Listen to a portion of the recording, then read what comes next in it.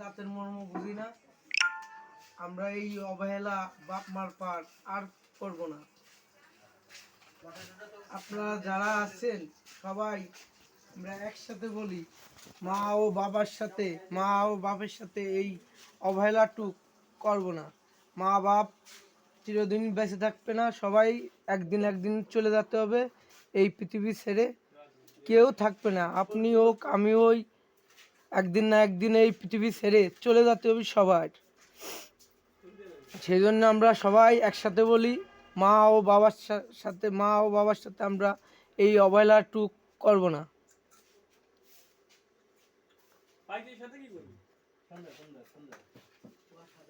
অসাধারণ কথা বলেছো ভাই, তোমার কথাটা শুনে মনটা ভরে গেল।